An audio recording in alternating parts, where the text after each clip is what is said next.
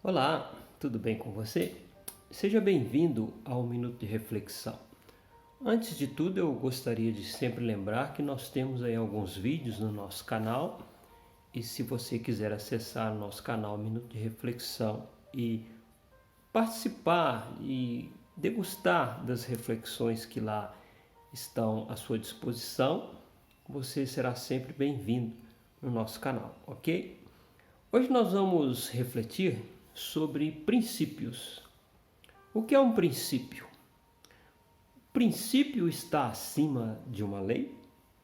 O que é uma lei? Por que as leis são criadas?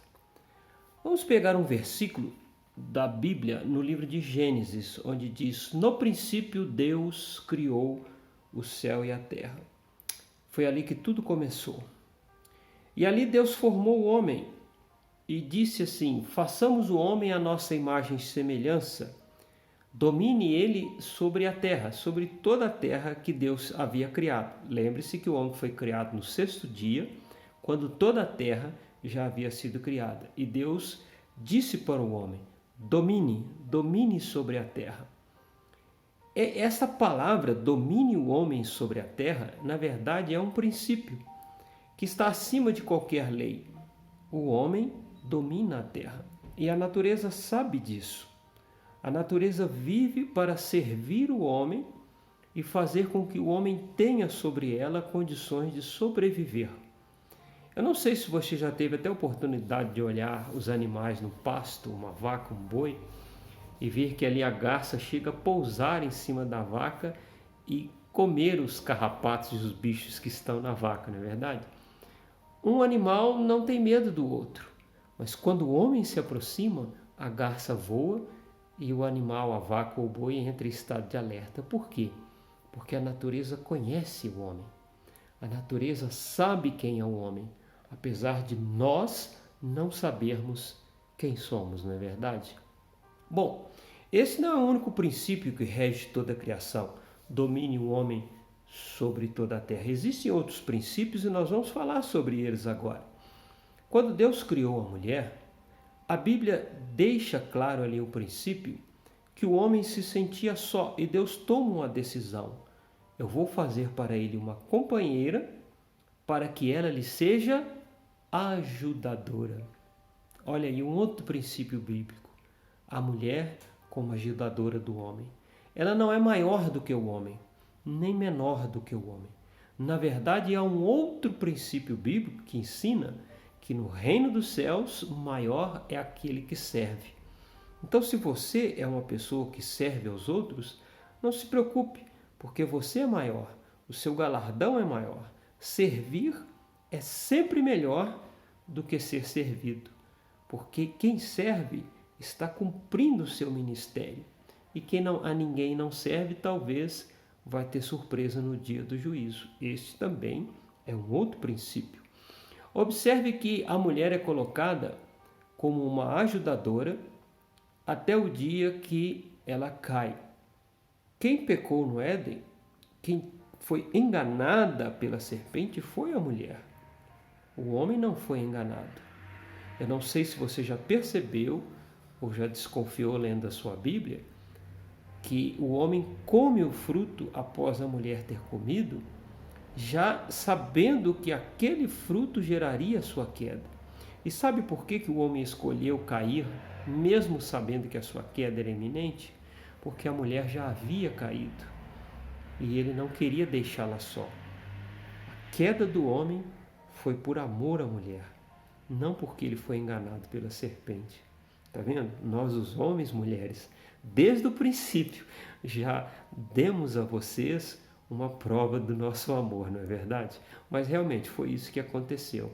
Adão não quis deixar Eva sozinha nessa saga de queda e quis acompanhá-la. Então aí vem um outro princípio onde Deus pronuncia uma sentença para a serpente, pronuncia uma sentença à terra e pronuncia uma sentença para o homem e para a mulher. Observe que Deus diz: maldita é a terra, Adão, por sua causa. Olha o peso que nós carregamos.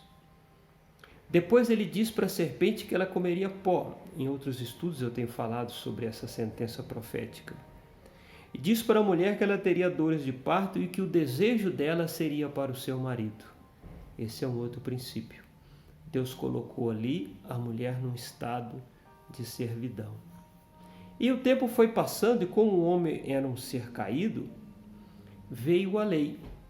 Por que veio a lei? Qual é o objetivo de existir a lei? A lei, ela existe porque um princípio é quebrado. Perto da sua casa você deve ter aí uma esquina, talvez onde os carros passem em alta velocidade. E de repente, pá, uma batida. Alguém não deu a preferência para o outro. Olha, mas a preferência era minha. Não, a preferência era minha. A preferência era minha. Aí o prefeito coloca uma lei. Essa lei se chama semáforo. Ele coloca um semáforo para dizer: verde você pode atravessar e vermelho você não pode. Isso é uma lei. Então você olha aquele sinal, entende o que aquele sinal quer dizer e você sabe que se você não obedecer, você tem uma punição. Esta é a essência da lei. Obedeça, porque se você não obedecer, a punição virá. Mas a lei só foi colocada porque foi quebrado um princípio. Por que o semáforo foi colocado na esquina da sua casa?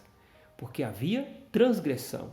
As pessoas estavam quebrando princípios. Então foi necessário criar uma lei. Mas Deus não tem prazer na lei. Deus tem prazer que nós entendamos os princípios e pratiquemos os princípios com entendimento. O princípio está acima da lei. E o nosso raciocínio continua. Cristo pregado no madeiro nos resgata da lei, da maldição e do pecado. Agora nós não somos mais sujeitos às leis, mas nós somos ainda sujeitos aos princípios. O princípio não é lei, ele é algo que rege o universo. Você não tem a lei de Moisés para seguir, mas você tem princípios a seguir que são muito, muito mais superiores do que a lei.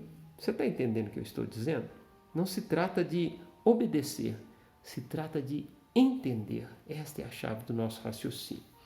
Muito bem. Observe que como eu disse agora há pouco, que a mulher foi colocada como ajudadora lá no princípio. E veio aí um movimento feminista onde quer colocar a mulher como cabeça, não como ajudadora. Chama-se isso de empoderamento da mulher. É uma quebra de princípio. Vamos raciocinar ao longo de todos esses anos, desde que Simone de Beauvoir começou aí nos primórdios do movimento feminista, o que a mulher ganhou com o movimento feminista?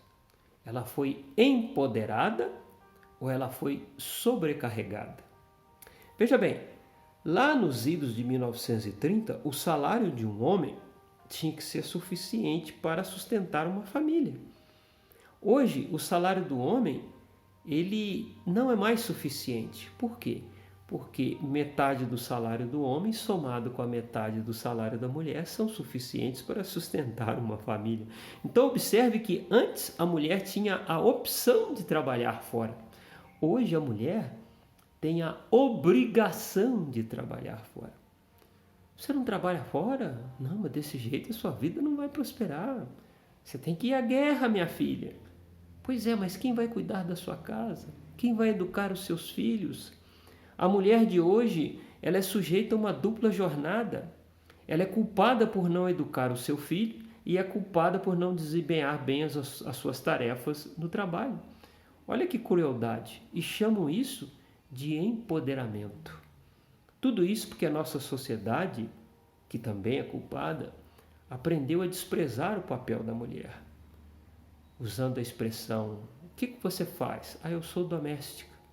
Como se ser doméstica fosse uma coisa insignificante. Não é insignificante. Você almoça todo dia? Alguém faz a sua comida? Pois é, e se você deixar de comer, você vive? Não vive.